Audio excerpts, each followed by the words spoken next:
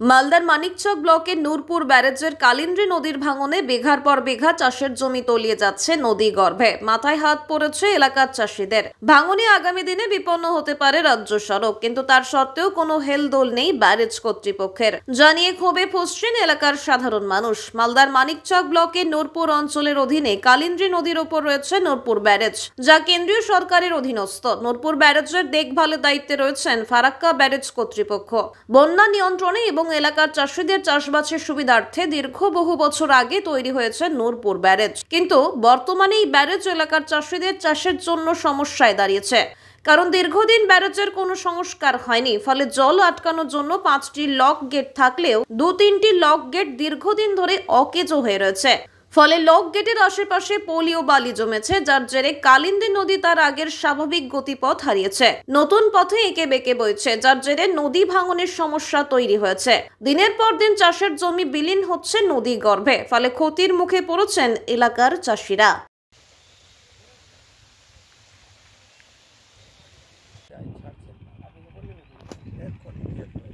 এটা মাটি কেটে এদিকে জিসিবি দিয়ে ফেলে, হ্যাঁ, এদিকে করতে গেলে তারা জমি জমি আর জমিতে হয়ে গেছে, ফেলতে পারেন তাহলে হয়ে যাবে। 2 বছর না 3 বছর আগে জিসিপি এসে কেটেছিল, কিন্তু মাটিটা এটা কেন্দ্র সরকারের টাকা থেকে এটা করেছিল, সেন্ট্রাল গভর্নমেন্ট যারা ফারাক্কা ব্যারেজ করেছে, কিন্তু এখন অবধি যে তাদের জন্য যে সমস্ত জায়গায় কাটছে, আবার নূরপুর ব্রিজ থেকে ব্রিজের লকগেটগুলো বন্ধ হয়ে গেছে, তার কোনো সংস্কার করছে না ফারাক্কা ব্যারেজ। ফলে আমাদের পুরো জমি জমা কেটে এখন প্রায় কাঠ মানে মনন্দারকে এখন দশের মতো কেটে কেটে পড়ছে। ফলে অনেক জমি জমা নষ্ট হচ্ছে, হচ্ছে। তো সেন্ট্রাল গভর্নমেন্ট তো আজকে আমাদের পশ্চিমবাংলাকে বারবার বিতাড়িত করছে সমস্ত কিছু থেকে। তো আমরা তো অনেক ছোট জায়গায় দাঁড়িয়ে আছি। ব্যাপারটা হচ্ছে ওনারা কোনো রকমভাবেই সহযোগিতা করবেন না। ওনারা রাজনীতিকে সরকারের সঙ্গে তুলনা, সরকারকে উনি সব সাধারণ মানুষকে পশ্চিমবাংলার মানে যাতে হিউমিলেট করা যায়, সরকারকে যাতে পাবলিকগুলো হিউমিলেটেড হয়, সেই জন্য এই কাজটা করছে। এত অত্যাচার করেও গ্রাম বাংলার মানুষকে অত্যাচার করা সত্ত্বেও মানুষের টোটাল যে মানুষ যে মানে ফেসিলিটিগুলো আছে, তাদের ফেসিলিটিগুলো বন্ধ করছে। আজকে আপনারা জানেন 100 দিনের টাকার কাজ, ইন্দিরা আবাসনের বাড়ি, একের পর এক সমস্ত কিচ্ছু টাকা ওনারা দিলেন না।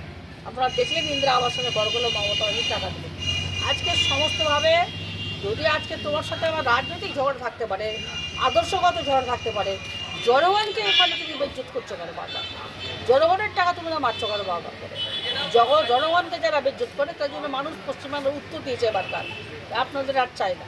এবার থেকে বিজেপি শেষ, সর্বত্র শেষ হবে বিজেপি। এই তো অবস্থা। আমরা এই বিষয়টা নিয়ে আমরা বলবো, ব্যারেজ কর্তৃপক্ষকে জানাবেন। যায় কোনো সময় দিল্লি, তাহলে আমরা বলার চেষ্টা করব। ফারাক্কা ব্যারেজ কর্তৃপক্ষকে জানাবেন ম্যাডাম যে এই যে ব্যারেজের এই অবস্থা নূরপুর ব্যারেজে। জেলাকে জানাবো। আমি আজকেই শুনলাম আপনারা এটা কাটছি।